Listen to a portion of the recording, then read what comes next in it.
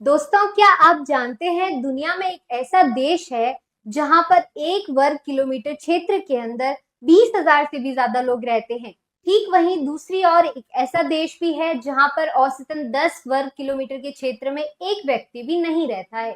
साथ ही अगर हम पूरी दुनिया की बात करें तो दुनिया के 8 अरब से भी ज्यादा जनसंख्या जो है वो पृथ्वी के सिर्फ और सिर्फ 1% क्षेत्र में विस्तारित है।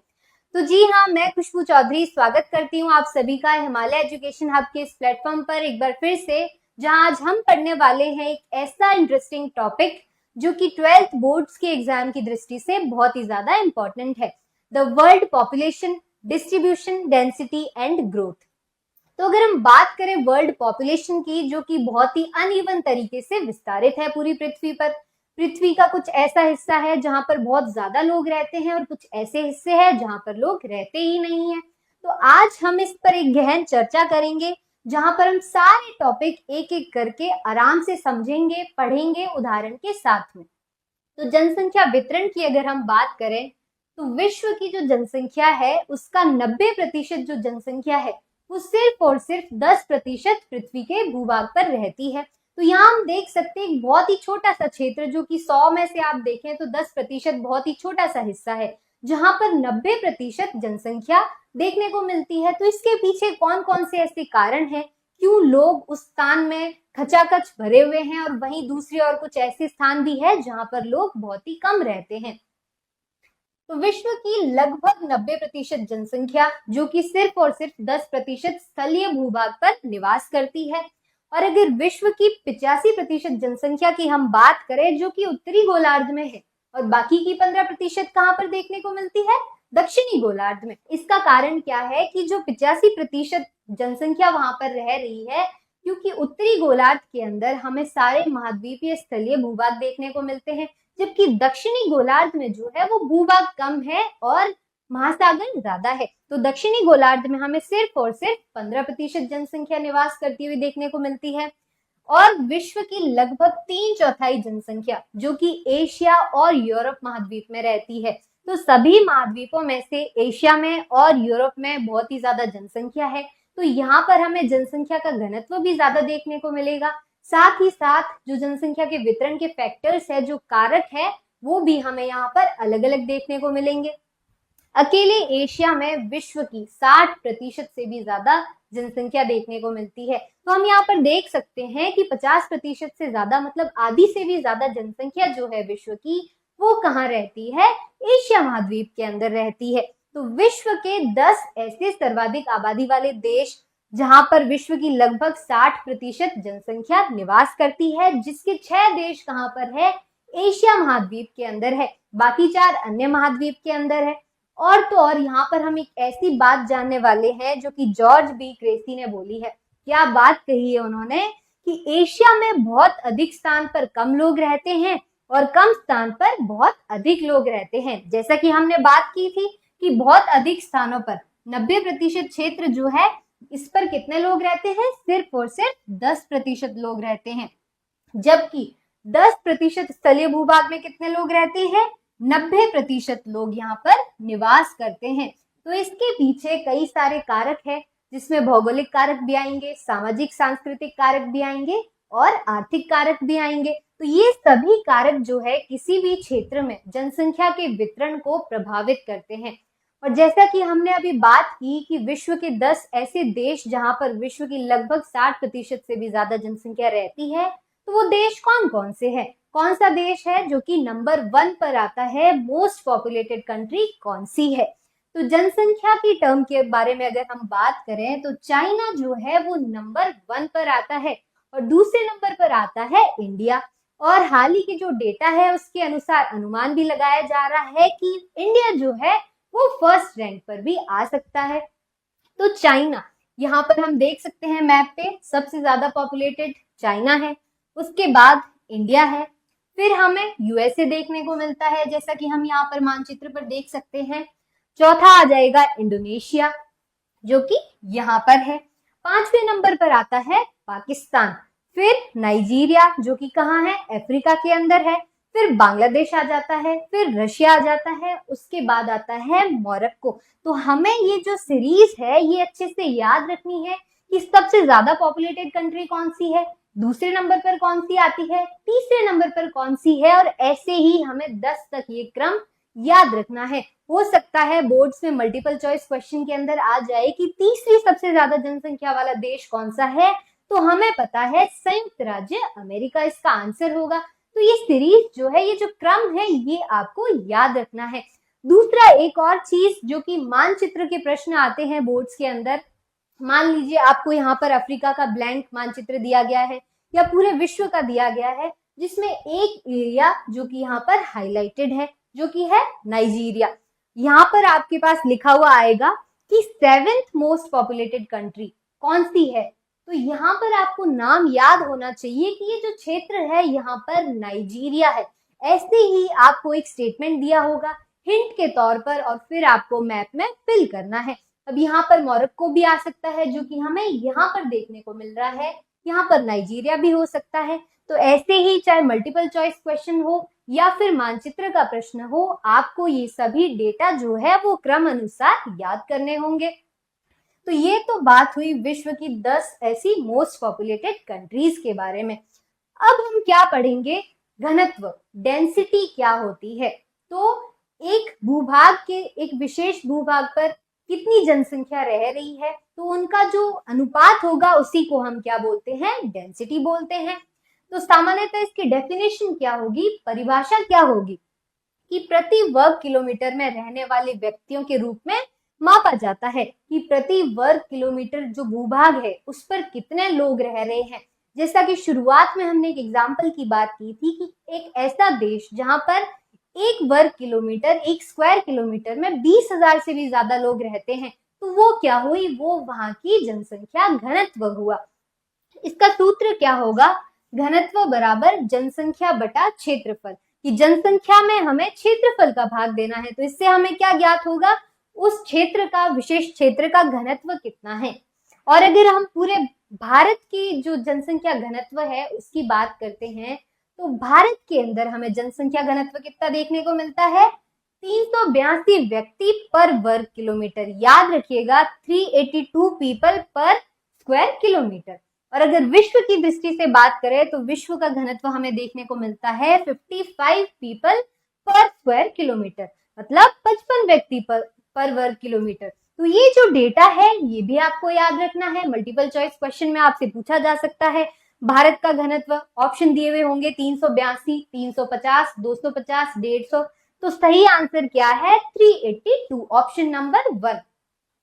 साथ ही अगर हम सर्वाधिक घनत्व वाले देश की बात करें तो वो है मोनाको, एक ऐसा क्षेत्र जहां पर कितने लोग रहते हैं पर वर्ग किलोमीटर में, 23,660 लोग। तो यहाँ पर हम आबादी देख सकते हैं, भारत की दृष्टि से हमने देखा 382, तो भारत में भी कितनी जनसंख्या है, सेकेंड मोस्ट पॉपुलेटेड कंट्री है भारत।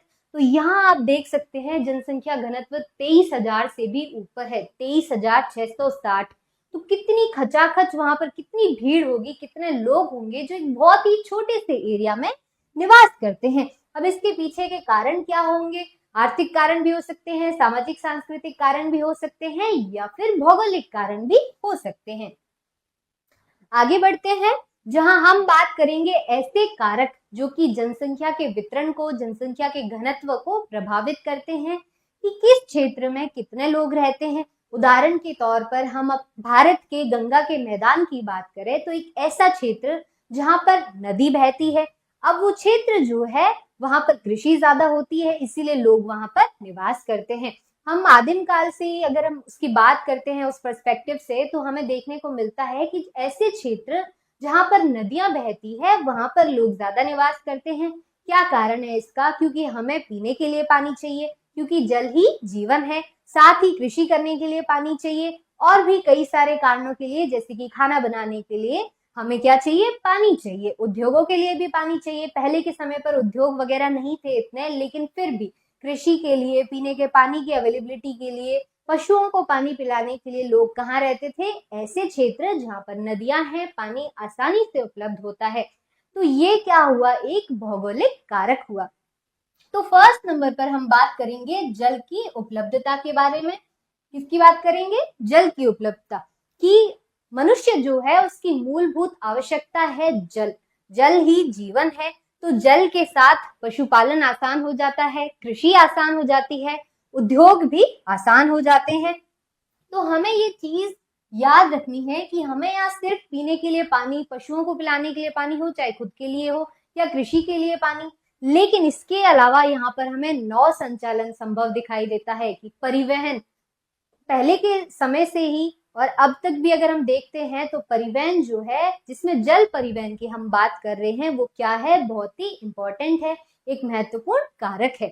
तो नदी घाटियां जो है वो विश्व के सबसे सघन बसे हुए क्षेत्र है, जहां पर बहुत ही ज्यादा लोग रहते हैं। कौन से क्षेत्र? नदी घाटी वाले क्षेत्र। एक तो नदियां मीठा पानी, स्वच्छ जल प्रोवाइड कराती है हमें, तो पीने की दृष्टि से भी क्या है, साफ सुथरा पानी होता है। दूसरे नंबर पर हमें देखने को मिलता है भू आकृति की जो भूमि है वो समतल है, उबड़ खाबड़ है या फिर पहाड़ी या पठारी क्षेत्र है। समतल मैदान जहां पर मंद ढाल होती है वहां पर लोग ज्यादा बसते हैं, जिसका कारण क्या है कि यहाँ पर कृषि आसान होती है, घर बनाना आसान होता है, सड़कों का निर्माण आसान होता है। तो इसीलिए लोग क्या करते हैं, समतल मैदानों में रहना प्रेफर करते हैं। वहीं दूसरी ओर अगर कोई पठारी क्षेत्र होगा या फिर पहाड़ी क्षेत्र होगा तो वहां पर सड़कें बनाना मुश्किल होगा, उद्योग स्थापित करना मुश्किल होगा, घर बनाना मुश्किल होगा, तो आवाजाही करना क्या हो जाएगा, कठिन हो जाएगा, कृषि भी बहुत ही मुश्किल होती है।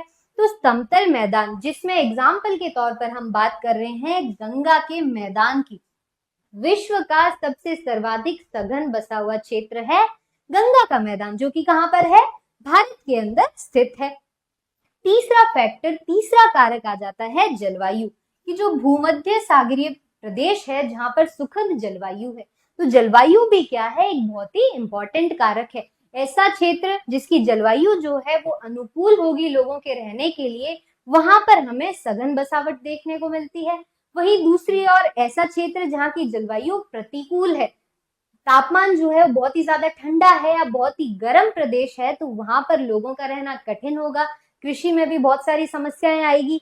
इसीलिए आरंभिक काल से ही, इतिहास से ही हमें देखने को मिलता है कि सुखद जलवायु वाले क्षेत्र जो है वहां पर लोग ज्यादा रहते हैं। चौथा कारण हमें देखने को मिलता है मृदाएं।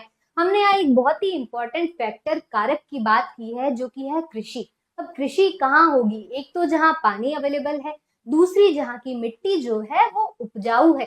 तो उस मिट्टी में मिनरल्स नहीं होंगे, खनिज नहीं होंगे, तो जो पैदावार होगी वो अच्छी नहीं होगी, ना ही ज्यादा होगी। तो उससे क्या होगा कि लोग वहां पर कृषि करना प्रेफर नहीं करते। लेकिन ऐसे स्थान जहां पर हमें उपजाऊ मिट्टी देखने को मिलती है, जिसमें खासकर हम बात कर रहे हैं उपजाऊ दोमट मिट्टी की, जहां पर गहन कृषि की जाती है। कैसी कृषि की जाती है, गहन। तो गहन कृषि का आधार है मृदा की क्वालिटी, मृदा की गुणवत्ता।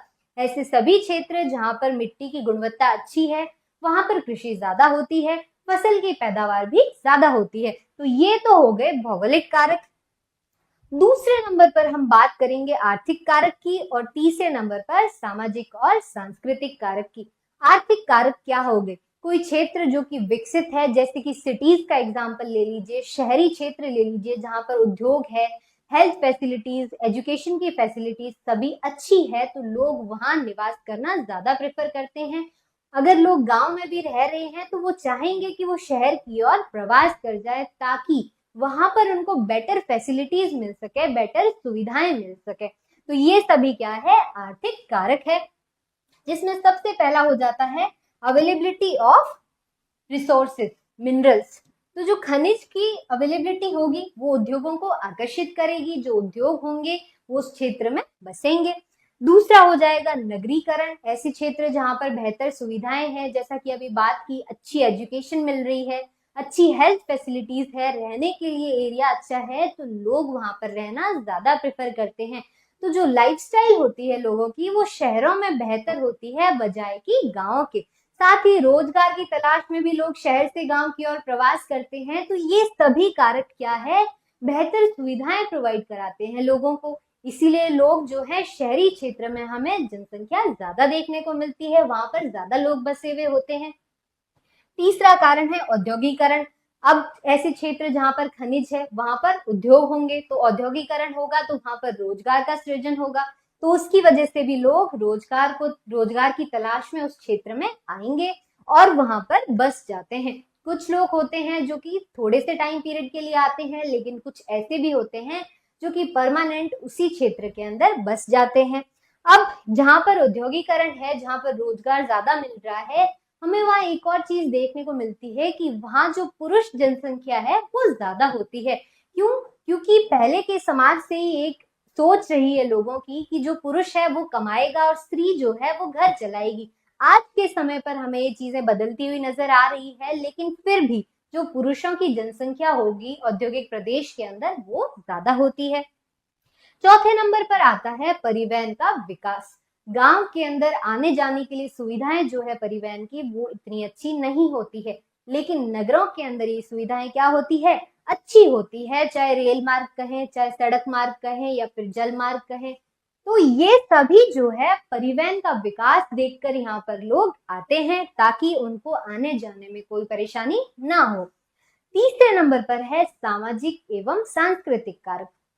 सामाजिक और सांस्कृतिक कारक से हमारा क्या लेना देना है? एक ऐसा समाज जहां पर लोग सही ढंग से रहते हैं, वहां पर धार्मिक भेदभाव नहीं होता है, और ऐसे स्थान जहां पर सांस्कृतिक महत्व, मतलब ऐसे क्षेत्र जहां पर पूजा पाठ ज्यादा होता है, जैसे कि वृंदावन देख लीजिए, काशी देख लीजिए, वहां पर लोग ज्यादा रहना प्रेफर करते हैं क्योंकि उन क्षेत्रों के अपने सांस्कृतिक महत्व है, धार्मिक महत्व है। तो लोग वहीं पर बस जाते हैं क्योंकि वहां उन्हें वो शांति मिलती है, वो पीस मिलती है भगवान की आराधना में।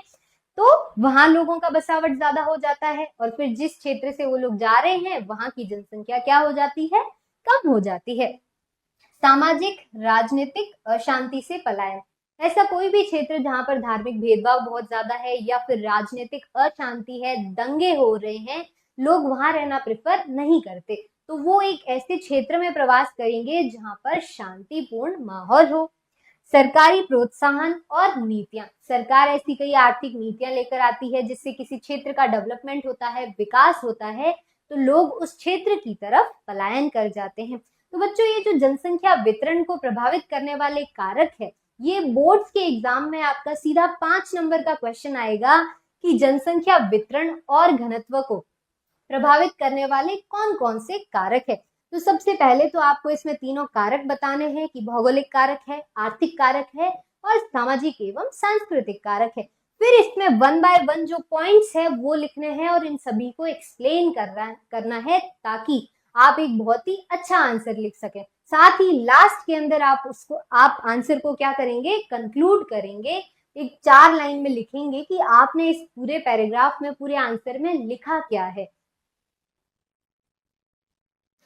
आगे हम बात करेंगे जनसंख्या को परिवर्तन करने वाले घटक, मतलब जनसंख्या में परिवर्तन क्यों होता है, कौन कौन से ऐसे घटक है जो कि जनसंख्या वृद्धि या फिर परिवर्तन को प्रभावित करते हैं। तो ये कारण जन्म दर भी है, मृत्यु दर भी है, प्रवास भी है। अगर बहुत ज्यादा जन्म दर है तो वहां की जनसंख्या बढ़ रही है, मृत्यु दर जो है वो कम हो जाती है तो जनसंख्या वृद्धि दिखाई देती है, और मृत्यु दर ज्यादा होती है तो वहां पर हमें जनसंख्या या तो समान या फिर घटती हुई दिखाई देती है। और तीसरा है प्रवास। मान लीजिए एक ऐसा क्षेत्र जहां पर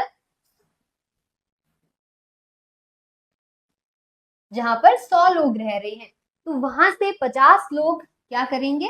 प्रवास करेंगे एक ऐसे क्षेत्र में जहां पहले से ही 100 लोग थे, तो यहाँ पर क्या हो जाएगा? प्लस 50 लोग और हो जाएंगे, तो 150 लोग यहाँ पर हो गए। लेकिन जहां से ये लोग निकले हैं वहां पर क्या होगा? ये जनसंख्या कितनी हो जाएगी? 50 हो जाएगी, तो यहाँ पर घट जाएगी। तो जिस स्थान से लोग निकलते हैं वहां जनसंख्या घट जाती है, और जहां पर जाते हैं, जिसको हम गंतव्य स्थान बोलते हैं, वहां पर जनसंख्या बढ़ जाती है। तो ऐसे ही प्रवास जो है वो जनसंख्या के वितरण को प्रभावित करता है।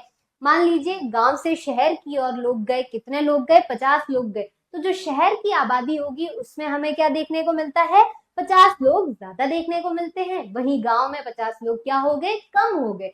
तो ये क्षेत्र विशेष की जनसंख्या का वितरण बताता है हमें कि कौन से ऐसे कारक है जो कि इस वितरण को प्रभावित करता है। अब ये 50 लोग उस क्षेत्र में क्यों गए? हो सकता है वहां पर एजुकेशन फैसिलिटीज, हेल्थ फैसिलिटीज अच्छी हो, या फिर वहां पर रोजगार की अपॉर्चुनिटीज ज्यादा हो, इसीलिए लोग वहां पर क्या करते हैं? पलायन करते हैं या फिर प्रवास करते हैं। अगर हम बात करें अशोधित जन्म दर की, याद रखिएगा जन्म दर की हम यहाँ पर बात कर रहे हैं जो कि अशोधित जन्म दर है। अब यहाँ पर अशोधित या फिर क्रूड शब्द का प्रयोग क्यों किया गया है? तो ये जो क्रूड शब्द है, यहाँ पर हम सिर्फ और सिर्फ जन्म दर और मृत्यु दर की बात कर रहे हैं, लिंग विशेष या फिर आयु विशेष की बात नहीं कर रहे हैं कि कोई एक विशेष आयु वर्ग हो, जहां पर मान लीजिए 0 से 14 की हम बात कर रहे हैं। तो यहाँ पर सिर्फ और सिर्फ हम डायरेक्ट जन्म दर और मृत्यु दर की बात कर रहे हैं, इसीलिए अशोधित शब्द का यहाँ पर हमने प्रयोग किया है। तो प्रति 1000 स्त्रियों द्वारा जन्म दिए गए जीवित बच्चे क्या कहलाती है? अशोधित जन्म दर। कि 1000 स्त्रियों पर कितने जीवित बच्चों ने जन्म लिया है। मान लीजिए कितने जीवित बच्चों ने जन्म लिया है? 200 मान लीजिए, या फिर हम 300 मान सकते हैं। तो ये क्या हुआ? यहाँ की जन्म दर हो गई। इसका फॉर्मूला है CBR, मतलब crude birth rate equals to किसी वर्ष विशेष में जीवित जन्म बटा उस वर्ष के मध्य की अनुमानित जनसंख्या, जिसको हम मल्टीप्लाई करेंगे किससे? 1000 से। तो हमें यहाँ पर क्या दिखाई देता है कि हमने क्या निकाल ली? अशोधित जन्म दर, CBR निकाल ली, जिसको क्या कहते हैं? क्रूड बर्थ रेट कहते हैं। तो ये फॉर्मूला भी बहुत इंपॉर्टेंट है। हो सकता है बहुत ही शॉर्ट आंसर क्वेश्चन में आपसे अशोधित जन्म दर की डेफिनेशन पूछ ली जाए कि अशोधित जन्म दर क्या है, इसका फॉर्मूला क्या है। तो ये भी हमें याद रखना है। दूसरे नंबर पर हम बात करने वाले हैं अशोधित मृत्यु दर की, जिसको क्या बोलते हैं? Crude death rate. फिर से अशोधित शब्द का याद रखिएगा कि यहाँ पर हम पुरुष या स्त्रियों की बात नहीं कर रहे हैं, सिर्फ और सिर्फ ये बात कर रहे हैं कि कितने लोगों की मृत्यु हुई है, ना ही हम किसी विशेष आयु वर्ग की बात कर रहे हैं कि 0 से 14 वर्ष के जो बच्चे हैं उनमें कितनी मृत्यु हुई है, या फिर 59 से लेकर उससे बड़ी आयु के जितने भी लोग हैं उनमें कितनी मृत्यु हुई है। यहाँ पर हम सीधा सीधा बात कर रहे हैं कि 1000 व्यक्तियों पर कितने लोग मरे हैं। तो किसी क्षेत्र विशेष में किसी वर्ष के दौरान प्रति 1000 जनसंख्या के ऊपर मृतकों की संख्या के रूप में व्यक्त किया जाता है किसको? क्रूड डेथ रेट को, जिसका फॉर्मूला होगा किसी वर्ष विशेष में मृतकों की संख्या बटा उस वर्ष के मध्य की अनुमानित जनसंख्या मल्टीप्लाइड बाय 1000। किससे मल्टीप्लाई करेंगे? 1000 से। तो हमें यहाँ क्या देखने को मिलेगा? क्रूड डेथ रेट, अशोधित मृत्यु दर निकाल सकते हैं हम इस फॉर्मूला से। और तो और जनसंख्या की जो वास्तविक वृद्धि होती है वो किस चीज पर निर्भर करती है? हमने 3 फैक्टर देखे यहाँ पर, जो कि थे मृत्यु दर और जन्म दर और प्रवास। तो ये जो तीनों चीज है ये हमें यहाँ पर देखने को मिलती है कि किसी भी क्षेत्र की जनसंख्या की जो वास्तविक वृद्धि होगी उसका फॉर्मूला क्या होगा? सबसे पहले तो जन्म माइनस मृत्यु प्लस आप्रवास माइनस उत्प्रवास। अब यहाँ पर आपको 2 नए टर्म देखने को मिल रही है, 2 शब्द देखने को मिल रहे हैं जिसके मतलब आपको नहीं पता है, जिसकी चर्चा हम आगे करने वाले हैं कि आप्रवास क्या होता है और उत्प्रवास क्या होता है। ये भी मल्टीपल चॉइस क्वेश्चन की दृष्टि से बहुत ही इंपॉर्टेंट क्वेश्चन है बोर्ड्स के एग्जाम्स के लिए। तो हम तीसरे नंबर पर बात कर रहे हैं प्रवास या फिर माइग्रेशन की, जो कि फिर से एक और इम्पोर्टेंट फैक्टर है किसका? जनसंख्या वितरण और उसके घनत्व के वितरण के बारे में। जब लोग एक स्थान से दूसरे स्थान की तरफ जाते हैं या वहां पर पलायन कर देते हैं तो वहां पर जनसंख्या का जो आकार है वो परिवर्तित हो जाता है। जैसा कि मैंने एग्जाम्पल के तौर पे बताया कि 2 ऐसे क्षेत्र है जहां पर जनसंख्या कितनी है, मान लीजिए 100 है, लेकिन यहाँ से 50 लोग कहाँ चले गए? इस क्षेत्र में चले गए, तो यहाँ पर 150 की जनसंख्या हो गई और यहाँ पर पीछे कितनी बची? सिर्फ और सिर्फ 50 लोग बचे पीछे। तो यहाँ हमें प्रवास देखने को मिलता है, जो कि जनसंख्या के आकार को क्या कर रहा है? परिवर्तित कर रहा है, प्रभावित कर रहा है। जनसंख्या बढ़ जाती है और एक क्षेत्र में जनसंख्या घट जाती है। तो यहाँ हम माइग्रेशन के संबंधित शब्दावली की बात करेंगे, जिसमें हमें 4 इंपॉर्टेंट टर्म्स देखने को मिल रही है, शब्दावली देखने को मिल रही है, जिसमें सबसे पहला क्या है? उद्गम स्थान। अब उद्गम स्थान से हमारा क्या मतलब है? वह स्थान जहां से लोग गमन करते हैं और ये जनसंख्या की कमी को दर्शाते हैं। जैसे कि यहाँ पर हमने बात की पॉइंट ए, पॉइंट बी। तो ये जो ए प्रदेश है यहाँ से लोग क्या कर रहे हैं? गमन कर रहे हैं और कहाँ जा रहे हैं? गंतव्य स्थान, जो कि क्या है? Point B. तो गंतव्य स्थान वो स्थान है जहां पर लोग आगमन करते हैं और वहां की जनसंख्या बढ़ जाती है। यहाँ से लोगों ने ये जगह जो है उसको छोड़ा, दूसरी जगह पर गए, तो ये गंतव्य स्थान हो गया।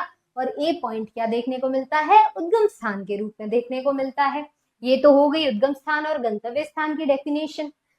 तीसरा है आप्रवास, चौथा है उत्प्रवास। आप्रवास को हम इमिग्रेशन भी बोलते हैं। याद रखिएगा, इमिग्रेशन और एमिग्रेशन सुनने में लगभग एक जैसी लग रही है, बट इनका मतलब क्या है? अलग अलग है।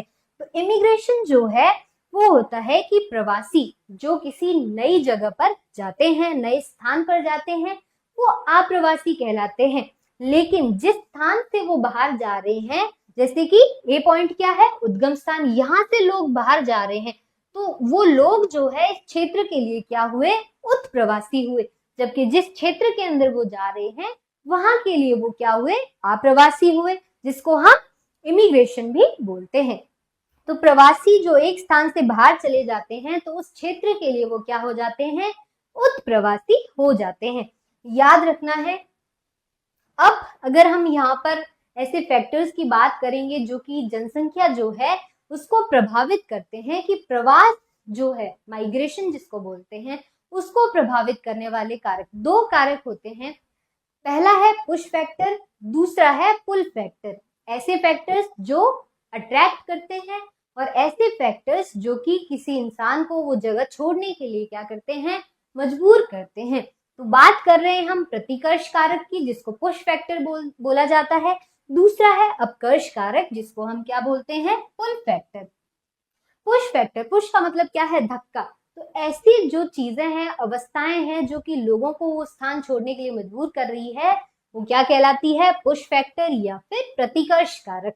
जैसे कि हमने बात की, जो अनुकूल जलवायु वाले क्षेत्र होते हैं वहां लोग ज्यादा रहते हैं, प्रतिकूल जलवायु वाले क्षेत्रों में लोग कम रहते हैं। ठीक वैसे ही हमने राजनीतिक अशांति की बात की थी, सामाजिक अशांति की बात की थी, बेरोजगारी हो गई। ये सभी वो कारक है जो कि लोगों को वो स्थान छोड़ने के लिए मजबूर करते हैं। ये कारक जो है वो लोगों को उद्गम स्थान, जिसको हम प्लेस ऑफ ओरिजिन कहते हैं, उसको छोड़ने के लिए विवश कर देते हैं। कारण कौन कौन से है? पहला है बेरोजगारी। अब ऐसा क्षेत्र जहां पर बेरोजगारी ज्यादा है तो वहां पर गरीबी भी ज्यादा होगी। बहुत सारे ऐसे लोग होंगे जो कि बिलो पॉवर्टी लाइन, गरीबी रेखा से भी नीचे होंगे। दूसरा है रहन सहन की निम्न दशाएं, मतलब जो रहने के लिए घर है, दशाएं हैं, वो क्या है? विपरीत है। तो लोग क्या करेंगे? उस क्षेत्र को छोड़ देंगे। तीसरा है राजनीतिक उपद्रव। चौथा है प्रतिकूल जलवायु। अब राजनीतिक उपद्रव, ऐसा क्षेत्र जहां पर अशांति है, लोग उस क्षेत्र में रहना प्रेफर नहीं करते हैं। प्रतिकूल जलवायु वाले क्षेत्र जहां का क्लाइमेट जो है वो बहुत ही ज्यादा हार्श है, तो लोग उस क्षेत्र को भी छोड़ना प्रेफर करेंगे और एक ऐसे स्थान पर जाएंगे जहां की जलवायु शांत हो बजाय कि हार्श होने के। अगला है प्राकृतिक विपदाएं। ऐसा क्षेत्र जैसे कि कोस्टल रीजन्स हो गए जहां पर बहुत ही ज्यादा बाढ़ आती है, लैंडस्लाइड्स होते हैं पहाड़ी क्षेत्रों में, तो लोग उन क्षेत्रों को कभी कभार छोड़ देते हैं, क्योंकि वो जो हालात होते हैं वहां पर बाढ़ के, वो लोगों को विवश करते हैं कि वो वहां से चले जाएं। जिसका कारण क्या है कि अब कोई बाढ़ आ रही है किसी क्षेत्र में बार बार, तो वहां पर भूकंप भी आ रहा हो तो लोगों के घर जो है उनको हानि होती है, प्रॉपर्टी को हानि होती है, जान माल सबकी हानि होने के कारण वहां की जो परिस्थिति है वो क्या हो जाती है? प्रतिकूल हो जाती है। फिर है महामारियां। ऐसे क्षेत्र जहां पर पानी की जो क्वालिटी है, गुणवत्ता है, वो बहुत ही बेकार है, तो लोगों को वहां पर बीमारियां होती है। महामारियां जैसे कि प्लेग ज्यादा फैलता है जिस क्षेत्र में, या फिर और जैसे HIV हो गया, एड्स हो गया, जो कि अफ्रीका के अंदर हमें ज्यादा देखने को मिलता है। तो ऐसे क्षेत्र से लोग क्या करते हैं? पलायन करते हैं। अगला है सामाजिक आर्थिक पिछड़ापन। ऐसे क्षेत्र जो कि बहुत ही ज्यादा पिछड़े हुए हैं आर्थिक दृष्टि से, सामाजिक दृष्टि से, लोग वहां भी नहीं रहना चाहेंगे, तो वो एक ऐसा क्षेत्र ढूंढेंगे जहां पर सारी फैसिलिटीज, चाहे हेल्थ की हो, चाहे एजुकेशन की हो, या फिर हो सकता है अपॉर्चुनिटी रोजगार की ज्यादा हो, वहां पर सामाजिक और आर्थिक पिछड़ापन ना हो, विकसित क्षेत्र हो, वहां पर लोग जाएंगे। अगला है पुल फैक्टर्स। ऐसे कारक जो कि लोगों को अट्रैक्ट करते हैं उस क्षेत्र की तरफ, ताकि वो अपना क्षेत्र छोड़ दें और दूसरे क्षेत्र की ओर प्रवास कर जाएं, पलायन कर जाएं। तो ये कारक जो है वो लोगों के गंतव्य स्थान, मतलब प्लेस ऑफ डेस्टिनेशन को की ओर आकर्षित करते हैं। ये तो था प्लेस ऑफ ओरिजिन, जहां पर लोग रहते थे, जहां पर उनका ओरिजिन हुआ है। लेकिन यहाँ पर ये लोग पॉइंट ए से पॉइंट बी की तरफ जाते हैं, जिसका कारण क्या है कि ये जो क्षेत्र है यहाँ पर ऐसे फैक्टर्स है जैसे कि काम के बेहतर अवसर, जो कि रोजगार की अपॉर्चुनिटी हो गई, रहने सहने का जो अच्छी दशाएं, जिसको हम लाइफस्टाइल बोलते हैं, एक अच्छी लाइफस्टाइल का होना, या फिर जीवन व संपत्ति की सुरक्षा और अनुकूल जलवायु हो गई। साथ ही हमें और भी फैक्टर्स देखने को मिलते हैं, जैसे हेल्थ फैसिलिटीज, मेडिकल फैसिलिटीज और एजुकेशन फैसिलिटीज। तो ये सभी क्या करते हैं, लोगों को आकर्षित करते हैं, अट्रैक्ट करते हैं। तो ये क्या हुए, पुल फैक्टर्स हुए, और लोग किस तरफ बढ़ते हैं, गंतव्य स्थान की तरफ बढ़ते हैं। और ऐसे में हमें क्या देखने को मिलेगा कि जो प्लेस ऑफ ओरिजिन है वहां की जनसंख्या क्या हो रही है, कम हो रही है। लेकिन जो प्लेस ऑफ डेस्टिनेशन है, गंतव्य स्थान है, वहां पर जनसंख्या बढ़ जाती है। एग्जाम्पल जैसे कि काम के बेहतर अवसर, जहां पर जैसे कि हमने औद्योगिकरण की बात की थी, ऐसे स्थान जहां पर बहुत ही ज्यादा खनिज की मात्रा पाई जाती है, तो वहां पर औद्योगिकरण होगा, रोजगार का सृजन होगा, तो लोग वहां पर बेहतर अवसर की तलाश में जाएंगे। फिर रहन सहन की जो अच्छी दशाएं हो गई, फिर शांति व स्थायित्व हो गया। ऐसे क्षेत्र जहां पर राजनीतिक और सामाजिक शांति है, वहां पर लोग आएंगे। जीवन और संपत्ति की सुरक्षा और फिर अनुकूल जलवायु। तो ये सभी कारक लोगों को आकर्षित करते हैं एक नई जगह पर जाने के लिए, जहां पर उनको सारी फैसिलिटीज, जीवन में शांति, रोजगार मिलता है और लाइफस्टाइल अच्छी होती है। वहां पर हर प्रकार की फैसिलिटीज, चाहे वो परिवहन की फैसिलिटी क्यों ना हो, जिसको हम ट्रांसपोर्टेशन बोलते हैं, उसकी वजह से आकर्षित होते हैं। फिर अब हम दो ऐसे मॉडल की बात करेंगे, सिद्धांत की बात करेंगे, जिसमें पहला तो दिया है एक ऐसे इकोनॉमिस्ट ने जिसको हम बोलते हैं माल्थस। तो सबसे पहला हम बात करेंगे जनसंख्या वृद्धि के सिद्धांत, जो कि माल्थस के द्वारा दिया गया था, ये एक। और दूसरे नंबर पर हम बात करेंगे जनांकीय संक्रमण सिद्धांत, जिसको कि डीटीटी बोलते हैं। ब्रिटिश के एक इकोनॉमिस्ट है जिसको कि हम थॉमस माल्थस नाम से जानते हैं। उन्होंने माल्थस सिद्धांत दिया। कौन से साल में सिद्धांत दिया, सन 1798 के अंदर, 1798 के अंदर माल्थस ने एक सिद्धांत दिया, जो कि कई सारी चीजें हमें यहाँ पर समझने के लिए इंफॉर्मेशन देता है। इसमें इनका एक बहुत ही महत्वपूर्ण स्टेटमेंट है, जो फिर से बोर्ड एग्जाम्स में मल्टीपल चॉइस क्वेश्चन के तौर पर पूछा जा सकता है। इसमें है, लोगों की संख्या खाद्य आपूर्ति की अपेक्षा तेजी से बढ़ती है। किसकी जनसंख्या, लोगों की जनसंख्या जो है वो खाद्य आपूर्ति की अपेक्षा तेजी से बढ़ती है। तो यहाँ पर हमें क्या देखने को मिल रहा है कि माल्थस ने बोला है जनसंख्या जो है वो तेजी से बढ़ रही है, लेकिन जो खाद्य आपूर्ति है, मतलब जो फसल पैदावार हो रही है, खाने की जो चीजें हैं वो कम है, लेकिन जनसंख्या क्या हो रही है, तेजी से बढ़ रही है। तो इस केस में क्या होगा, लोगों को खाने के लिए पर्याप्त खाद्य सामग्री नहीं मिलेगी, वहां पर भुखमरी भी हो सकती है, गरीबी भी देखने को मिलेगी हमें ऐसे क्षेत्र पर। तो माल्थस ने अपने प्रिंसिपल ऑफ पॉपुलेशन में व्याख्या की है कि जनसंख्या जो है वो दोगुनी रफ्तार से बढ़ती है। जैसे 1 से 2, 2 से 4, 4 से 8, 8 से 16, 16 से 32। तो यहाँ हमें क्या देखने को मिल रहा है, इस वृद्धि को बोलते हैं ज्यामितीय वृद्धि, जिसमें जनसंख्या दोगुनी रफ्तार से बढ़ती है। दूसरी ओर अगर हम रिसोर्सेज की, संसाधन की बात करते हैं, तो संसाधन जो है वो सामान्य गति से उनकी वृद्धि होती है। सामान्य वृद्धि जो है उसको हम गणितीय वृद्धि भी बोल सकते हैं, कि 1 से 2, 2 से 3, 3 से 4, 4 से 5। तो ये क्या हुई, गणितीय वृद्धि हुई। तो इसका परिणाम क्या होगा कि हर 25 वर्ष बाद जनसंख्या जो है वो दोगुनी हो जाती है, लेकिन संसाधन किस रफ्तार से बढ़ रहे हैं, गणितीय वृद्धि से बढ़ रहे हैं, 1 से 2, 2 से 3, 3 से 4। तो यहाँ पर हमें एक स्टेबल वृद्धि देखने को मिलती है और जनसंख्या दुगनी होती जा रही है हर 25 साल में। तो यहाँ पर जो रिसोर्सेस है, जो संसाधन है, उन पर क्या आता है, प्रेशर आता है। लोग ज्यादा है, संसाधन कम है, तो सभी की जो पहुंच होगी रिसोर्सेस तक, संसाधनों तक, वो नहीं हो पाती। कुछ ऐसे लोग होंगे जिनको संसाधन पर्याप्त मात्रा में मिल रहे हैं, वहीं कुछ ऐसे लोग होंगे जिनको संसाधनों की तरफ बिल्कुल भी एक्सेस नहीं है। तो यहाँ हमें ऐसी सिचुएशन देखने को मिलती है जिसमें कुछ लोग जो हैं वो काफी ज्यादा, उनकी लाइफ अच्छी है, और कुछ लोगों की लाइफ जो है वो बहुत ही ज्यादा बेकार है और वो गरीबी से जूझते हैं। तो ये तो हो गया माल्थस का सिद्धांत, जिसमें जनसंख्या बहुत ही तेजी की रफ्तार से बढ़ती है, जबकि संसाधन क्या हो रहे हैं, बहुत ही धीरे धीरे बढ़ रहे हैं। दूसरे नंबर पर हम बात करेंगे जनांकीय संक्रमण सिद्धांत, जिसको कि हम क्या बोलते हैं, डीटीटी बोलते हैं। तो किसी भी क्षेत्र की जो जनसंख्या है उसके वर्णन को और भविष्य में जनसंख्या की क्या पूर्वानुमान होगा, ये लगाने के लिए ये जो डीटीटी का सिद्धांत है ये बहुत ही ज्यादा इंपॉर्टेंट है। ये सिद्धांत किसने दिया, दो लोगों ने मिलकर इस सिद्धांत को प्रोपाउंड किया, जो कि है थॉमसन तथा नोटेस्टीन। इन्होंने ये मॉडल दिया और इसकी 3 अवस्था को बताया। ये जो मॉडल है जनांकीय संक्रमण सिद्धांत, जिसको कि हम डीटीटी बोलते हैं, इसके अंदर हमें 3 अवस्थाएं देखने को मिलती है। अब वो 3 अवस्थाएं कौन कौन सी है, सबसे पहला उच्च प्रजननशीलता, जिसमें जन्म दर उच्च देखने को मिलती है, और उच्च मृत्यु दर। अब कोई क्षेत्र है जहां पर जन्म दर भी क्या है, उच्च है, और मृत्यु दर भी उच्च है, तो यहाँ पर हमें जनसंख्या वृद्धि जो है वो धीमी दिखाई देगी। क्यों, क्योंकि लोग मर भी ज्यादा रहे हैं और पैदा भी ज्यादा हो रहे हैं, तो वृद्धि क्या होगी, कम।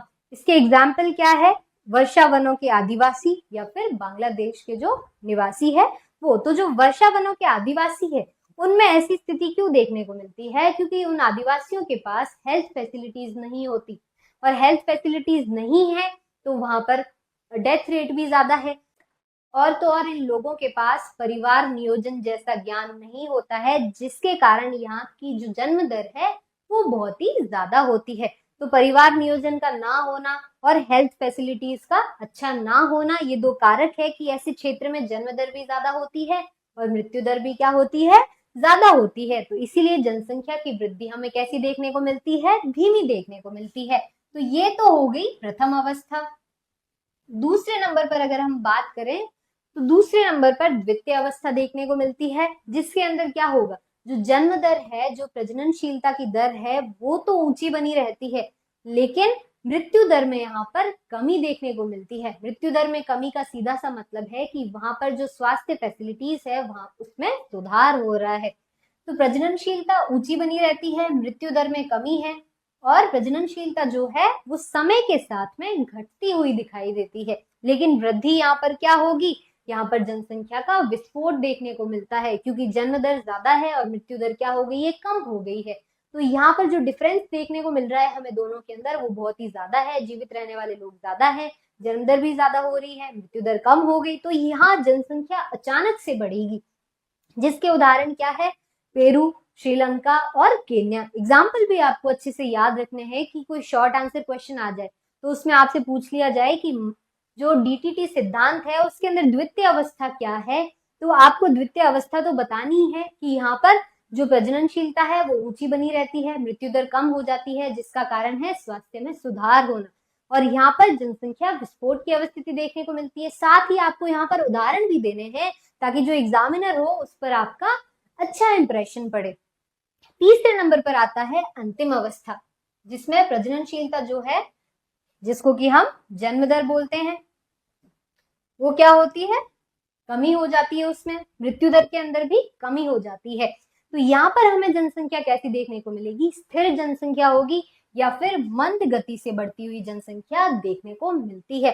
क्या हुआ, यहाँ पर जन्म दर भी कम हो गई और तो और मृत्यु दर भी कम होगी, तो जनसंख्या कैसी होगी, या तो स्थिर होगी या मंद गति से बढ़ रही है। जिसका कारण क्या है, लोग जो है वो ज्यादा जागरूक हो रहे हैं, परिवार नियोजन की शैलियां अपना रहे हैं, नीतियां अपना रहे हैं, जिसकी वजह से जन्म दर कम हो चुकी है। और मृत्यु दर में कमी का कारण है कि वहां पर जो हेल्थ फैसिलिटीज है, स्वास्थ्य सुधार है, वो बहुत ही ज्यादा हो चुका है। हेल्थ फैसिलिटीज बहुत ही ज्यादा बेटर हो गई है, जिससे मृत्यु दर क्या हो गई, कम हो गई। जिसके उदाहरण है कनाडा, जापान, संयुक्त राज्य अमेरिका। तो यहाँ पर हमें स्थिति देखने को मिलती है स्थिर या फिर मंद गति से बढ़ती हुई जनसंख्या। आगे अगर हम बात करें तो आधुनिक व्याख्याओं में संक्रमण को 5 चरणों में बांटा गया है। वो तो डीटीटी सिद्धांत था जिसमें हमें 3 अवस्था देखने को मिलती है, लेकिन आधुनिक समय की जरूरतों के हिसाब से इसको कुल 5 चरणों के अंदर विभाजित किया गया है। जिसका कारण क्या है कि क्योंकि जनसंख्या वृद्धि की प्रक्रिया जो है वो और अधिक सूक्ष्म और विस्तृत होती हुई जा रही है, इसीलिए हमें यहाँ पर 5 अवस्थाएं देखने को मिलती है। जिसमें पहली अवस्था जो है उसके अंदर हमें उच्च जन्म दर और उच्च मृत्यु दर दिखाई देती है। ऐसी स्थिति में क्या होता है, जनसंख्या जो है स्थिर रहती है या फिर धीमी गति से बढ़ती है। द्वितीय अवस्था, जिसके अंदर उच्च जन्म दर और गिरती हुई मृत्यु दर, जिसका कारण क्या है, फिर से लोग जागरूक नहीं है, इसलिए जन्म दर क्या है, उच्च है। परिवार नियोजन नीतियां नहीं अपनाते, जिसकी वजह से जन्म दर उच्च देखने को मिलती है। गिरती हुई मृत्यु दर, जिसका कारण है बेटर हेल्थ फैसिलिटीज। तो यहाँ फिर से हमें क्या देखने को मिलता है, जनसंख्या विस्फोट की अवस्था देखने को मिलती है। तीसरे नंबर पर तृतीय अवस्था आ जाती है, जिसके अंदर उच्च जन्म दर है लेकिन मृत्यु दर यहाँ पर मध्यम है, क्योंकि हेल्थ फैसिलिटीज ठीक ठाक है, इसीलिए यहाँ पर हमें मध्यम मृत्यु दर देखने को मिलती है। चतुर्थ अवस्था के अंदर हमें मध्यम जन्म दर तथा निम्न मृत्यु दर देखने को मिलती है। तो यहाँ पर जो जनसंख्या वृद्धि है वो धीमी गति से बढ़ती है। अंतिम अवस्था, जिसमें निम्न जन्म दर होती है और निम्न मृत्यु दर होती है, जन्म दर भी कम है, मृत्यु दर भी कम है, तो यहाँ पर जो जनसंख्या है इसमें ऋणात्मक वृद्धि होती है। तो ये जो पांचवी अवस्था है ये भी एग्जाम की दृष्टि से इंपॉर्टेंट है, क्योंकि पांचवी अवस्था को क्या कहा जाता है, कॉलिन क्लार्क के ऋणात्मक वृद्धि की अवस्था कहा जाता है। तो यहाँ पर प्रश्न आ सकता है कि कौन सी अवस्था को कॉलिन क्लार्क ने ऋणात्मक वृद्धि की अवस्था कहा है, तो वो अवस्था है पांचवी अवस्था, जिसको कि ऋणात्मक वृद्धि की अवस्था कहा जाता है। किसने बोला है, कॉलिन क्लार्क ने, याद रखना है आप सभी को। तो यहाँ पर जो जनसंख्या है उसमें ऋणात्मक वृद्धि हो रही है। इसके एग्जाम्पल की अगर हम बात करें तो जापान सहित यूरोपियन कई सारे ऐसे देश है जहां पर हमें निम्न जन्म दर, निम्न मृत्यु दर दिखाई देती है, और उसको अंतिम अवस्था कहते हैं हम, जहां पर ऋणात्मक वृद्धि की अवस्था दिखाई दे रही है। अब ये तो हो गई पूरे विश्व के संदर्भ में 5 अवस्थाएं। अगला है भारत के संदर्भ में जनसंख्या संक्रमण की कुल कितनी अवस्थाएं हैं, 4 अवस्थाएं हैं। कौन कौन सी, सबसे पहले नंबर पर हम देखेंगे 1901 से लेकर 1921 तक, जहां पर स्थिर जनसंख्या है कि जो मृत्यु दर है वो भी ज्यादा है और जन्म दर भी ज्यादा है। तो स्थिर जनसंख्या देखने को मिलती है, क्योंकि इस समय पर हेल्थ फैसिलिटीज अच्छी नहीं थी, साथ ही लोगों में इतनी जागरूकता नहीं थी कि जो जन्म दर है उसको कम किया जाए। तो जन्म दर क्या होती थी, ज्यादा होती थी, मृत्यु दर भी ज्यादा होती थी। तो यहाँ पर स्टेबल या स्थिर जनसंख्या हमें देखने को मिलती है। दूसरे नंबर पर जो चरण आता है वो है 1921 से लेकर 1951 तक। यहाँ पर जनसंख्या जो है वो धीमी गति से बढ़ती है। क्यों, क्योंकि यहाँ पर हेल्थ फैसिलिटीज बेटर होने लगती है, लेकिन जो जन्म दर है वो ज्यादा ही रहती है। तो इसके कारण जो जनसंख्या वृद्धि दर है वो धीमी गति से बढ़ती जाती है। तीसरे नंबर पर होता है जनसंख्या विस्फोट, जहां पर जन्म दर जो है वो ज्यादा रहती है और मृत्यु दर क्या हो जाती है, कम हो जाती है, क्योंकि हेल्थ फैसिलिटीज क्या हो रही है, और ज्यादा उनमें सुधार हो रहा है। तो ये अवस्था जो है ये हम बात कर रहे हैं वर्ष 1951 से लेकर 1981 तक की, जहां पर हमें भारत के अंदर जनसंख्या विस्फोट देखने को मिलता है, जब जनसंख्या जो है अचानक से उसमें बढ़ोतरी होती है, अचानक से जनसंख्या बढ़ती है। भारत की चौथी अवस्था जो कि है वर्ष 1981 से लेकर 2011 तक, जहां पर जनसंख्या वृद्धि दर में गिरावट की अवस्था देखने को मिलती है। अब यहाँ पर हमें जन्म दर जो है वो थोड़ी कम होती हुई दिखाई दे रही है और मृत्यु दर भी यहाँ पर कम है, क्योंकि हेल्थ फैसिलिटीज क्या हो गई है, और ज्यादा बेटर हो गई है। हॉस्पिटल्स जो है वो ज्यादा हो रहे हैं, डॉक्टर्स ज्यादा हो रहे हैं, तो जो लोगों को हॉस्पिटल में सुविधाएं मिल रही है हेल्थ की, वो क्या हो रही है, बेटर हो रही है। तो जनसंख्या की वृद्धि दर में गिरावट देखने को मिलती है। यहाँ पर लोग जागरूक भी हो रहे हैं, तो जो जन्म दर है वो कम देखने को मिलती है, और तो और लोग परिवार नियोजन जैसी नीतियों को भी अपना रहे हैं कि उन्हें अपनी फैमिली प्लानिंग कैसे करनी है, कितने बच्चे पैदा करने हैं। तो ये सभी नीतियां जो है वो किसी भी क्षेत्र में जनसंख्या वृद्धि दर को कम करती है, जो कि कौन सी अवस्थिति है, चौथे नंबर की अवस्था है, जो कि हमें भारत के अंदर देखने को मिलती है। तो हमने डीटीटी सिद्धांत में कितनी अवस्थाओं की बात की, 3 अवस्थाओं की बात की। फिर हमने पूरे विश्व के संदर्भ में जनसंख्या संक्रमण की 5 अवस्थाओं की बात की, जिसमें ये जो 5वीं अंतिम अवस्था देखने को मिलती है, जहां पर जनसंख्या जो है उसमें ऋणात्मक वृद्धि हो रही है। तो इसके एग्जाम्पल्स क्या क्या थे, जापान सहित यूरोप के कई सारे देश इसके एग्जाम्पल है, जो कि विकसित देश हैं। ये जो 5वीं अवस्था है ये विकसित देशों के अंदर देखने को मिलती है, क्योंकि वहां के लोग क्या है, प्रॉपरली एजुकेटेड है, जागरूक है फैमिली प्लानिंग को लेकर। इसीलिए यहाँ पर जनसंख्या वृद्धि क्या होती है, जनसंख्या वृद्धि की दर कम होने लगती है। तो ये जो अंतिम अवस्था है 5 अवस्थाओं में से, फिर हमने भारत के संदर्भ में जनसंख्या संक्रमण की कुल 4 अवस्थाओं की बात की, जो कि 1901 से लेकर 2011 तक की अवस्था है। ये सभी अवस्थाएं जो है ये भी आपको याद रखनी है, क्योंकि एग्जाम के पर्सपेक्टिव से फिर से ये क्या है, इंपॉर्टेंट है। अब हम यहाँ पर 2 क्वेश्चन करेंगे जिससे पता लगेगा कि आप सभी ने इस क्लास में ध्यान दिया भी है कि नहीं। तो ये आपका एक मिनी टेस्ट हो गया, छोटा सा टेस्ट हो गया। तो फर्स्ट क्वेश्चन क्या है, एक व्यक्ति जो कि बेहतर नौकरी के लिए अपने गांव से शहर जाता है, तो उसे शहर के दृष्टिकोण से क्या कहा जाएगा। इंग्लिश में अगर क्वेश्चन की बात करें तो a person who moves from their village to a city for a better job would be called what from the city's perspective, कि सिटी के पर्सपेक्टिव से उस इंसान को क्या कहा जाएगा जिसने शहर को छोड़ा है और सिटी में गया है एक जॉब पाने के लिए, रोजगार की तलाश में। उसको उत्प्रवासी, अप्रवासी, प्रतिकर्ष कारक या फिर अपकर्ष कारक क्या बोलेंगे। तो यहाँ पर हमें ये जो 4 ऑप्शन देखने को मिल रहे हैं, इसमें सही आंसर क्या होगा, अप्रवासी, जिसको हम क्या बोलते हैं, इमिग्रेंट बोलते हैं। तो ऐसा व्यक्ति जो कि बेटर जॉब की तलाश में सिटी की तरफ जा रहा है, तो सिटी के पर्सपेक्टिव से, शहर के दृष्टिकोण से उसको क्या कहा जाएगा, अप्रवासी या फिर इमिग्रेंट कहा जाएगा। तो यहाँ पर ये जो 2 शब्द है, इमिग्रेंट, एमिग्रेंट और इमिग्रेंट, इनका क्या मतलब है, उत्प्रवासी वह व्यक्ति होता है जो कि एक स्थान से बाहर जाता है। तो वो जो गांव का व्यक्ति था जिसने गांव को छोड़ा, तो गांव के दृष्टिकोण से वो क्या हुआ, उत्प्रवासी हुआ। इंग्लिश में अगर हम बात करें तो एक an emigrant is someone who moves out of a place, this would be the village perspective. ये जो गांव है उसका पर्सपेक्टिव होगा कि वो जो व्यक्ति है जिसने गांव को छोड़ा है वो क्या होगा, उत्प्रवासी या फिर एमिग्रेंट होगा। वहीं दूसरी ओर जिस स्थान पर वो इंसान जा रहा है सिटी के पर्सपेक्टिव से, वो क्या होगा, इमिग्रेंट होगा, जिसको कि हम अप्रवासी बोलते हैं।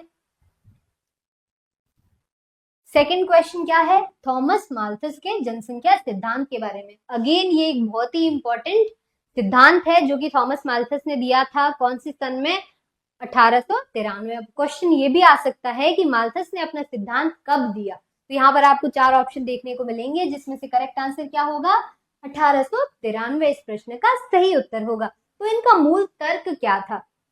पहले नंबर पे, तकनीकी प्रगति हमेशा खाद्य आपूर्ति को जनसंख्या से आगे रखती है।